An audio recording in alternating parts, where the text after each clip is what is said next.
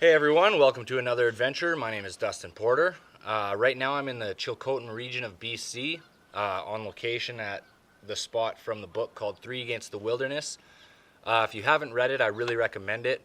It's a really cool story if you like wilderness or survival, history, adventure, any of that. It's a true story about a man, Eric, his wife Lillian, and their son.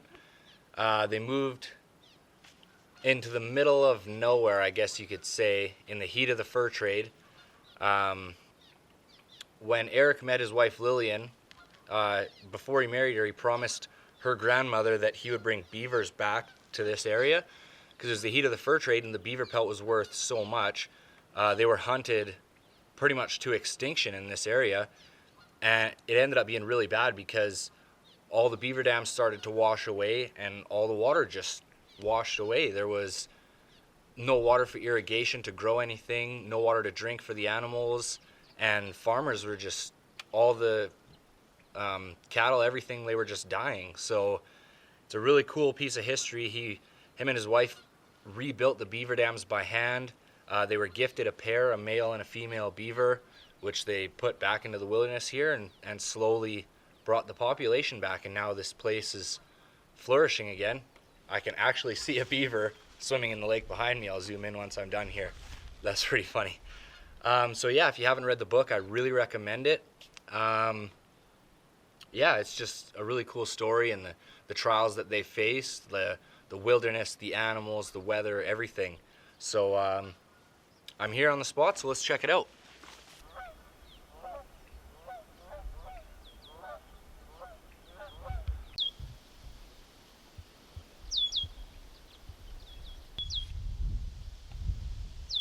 Okay, so I'll start off, I'll take you guys for a tour of the outside. I think this is really cool. That lilac bush still there. I'm not sure if that's something that the wife planted way back in the day, but they moved out here in the 30s. The military, this is actually on a military training reserve, and the military came and put a new roof and windows on this place. That's why it's still in such great shape. It's pretty nice. They got a lake on each side. Pretty cool.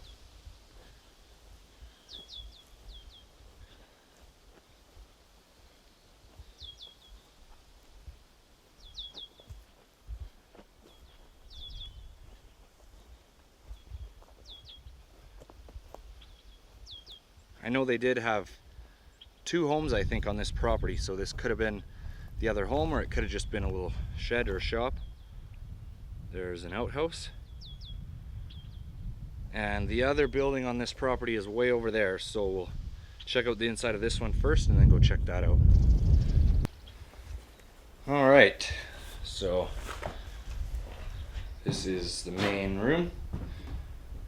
Other people have been here over the years, so this is probably stuff that they found on the property. I really like this cool little mini table.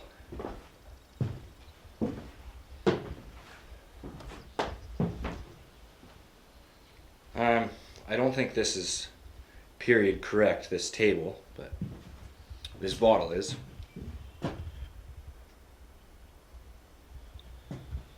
If we keep going, there is a bunch of holes in the floor. This might have been a bathroom. Oh, I guess no, they have the outhouse. Not sure what this would have been. But here's a bedroom. Get out of the light so it brightens up here.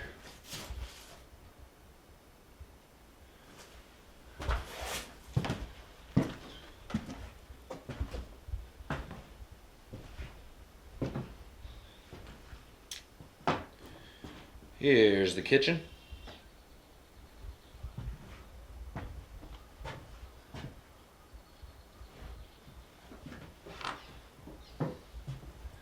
And the master bedroom, I would guess.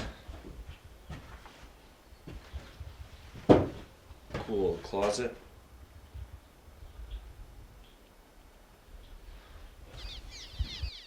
There's a lot of birds around here. Hope I don't get crapped on.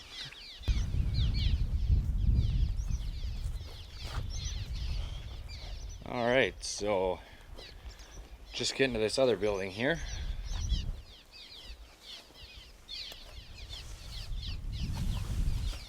Let my camera adjust. Oh, this is cool. Cool little bed. Another little table. I actually really like this table.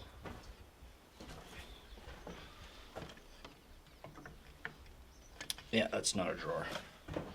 Just decoration. An old stove. Pretty cool. The birds here are crazy. Every time I turn a corner, they're dive bombing me.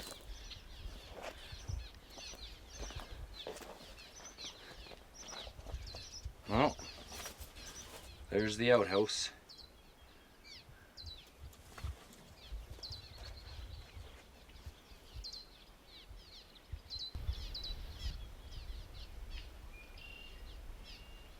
This really is a beautiful piece of property they built on here.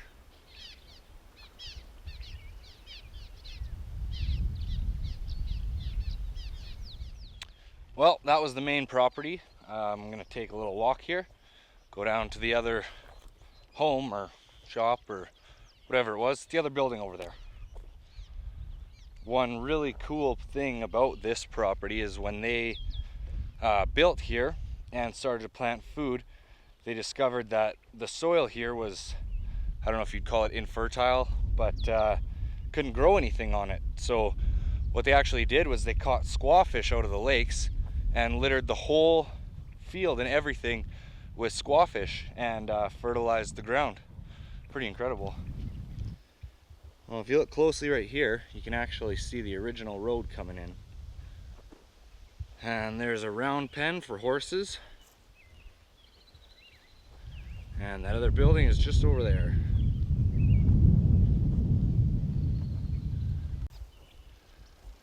Well, I'm just getting to this other building here, and I see the remnants of another home. I know that they lived in a tent for the first year as they built their first home and then upgraded after that. So there is actually a good possibility that this was the first home, and maybe that they built 3 here once their son was older. I'm not sure. It's been several years since I read the book. Pretty small little place though. It's definitely the earliest home, obviously because it's almost gone. And you can see it's all axed. I don't know if that's what you call it. Chopped with an axe. Pretty cool though.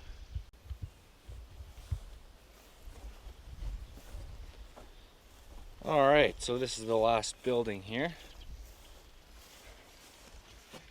Oh, wow. Well, that's as far as the door opens, so I'm gonna have to put the camera down for a second. Well, it was a tight squeeze through the door, but I'm in here. This looks like a barn because the feeding trough there, but it's really short. I can't even stand up. Well, kind of stand up in here, but couldn't really fit a horse in here. I guess maybe pigs or something. But here's the inside of this one. Guess I could have just gone through that window. I think that's what I'll do now. It's pretty cool looking at this. Even the window here is cut with an axe. Well, sawed there, but flat with an axe.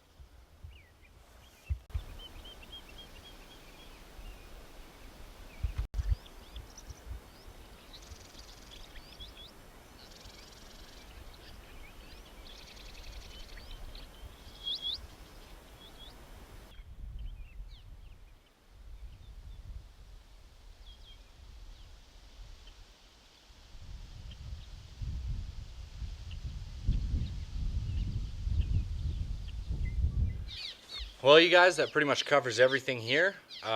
Didn't really seem like much filming, but there's really not that much out here. But it's a really cool piece of history, and yeah, so I wanted to share it with you guys. I hope you enjoyed it.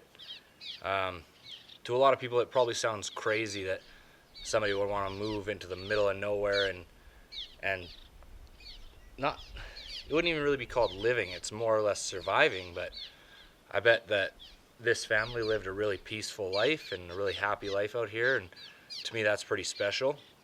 So I mean, I feel peaceful just being out here. It's such a nice piece of property that they decided to build on. So yeah, I hope you guys enjoyed it. I'm getting a few people asking me about my tattoo on my shoulder, wanting to see it. So I'll show you guys and tell you a little bit about that. It's a tree.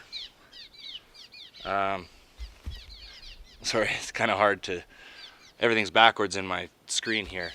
But it's more or less a family tree.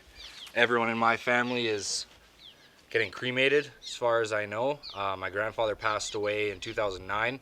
He was cremated. So right here, you can see a raven. I got his ashes mixed in with the tattoo ink. I know a lot of you guys are probably going to be grossed out, but it's not your tattoo, so don't worry about it.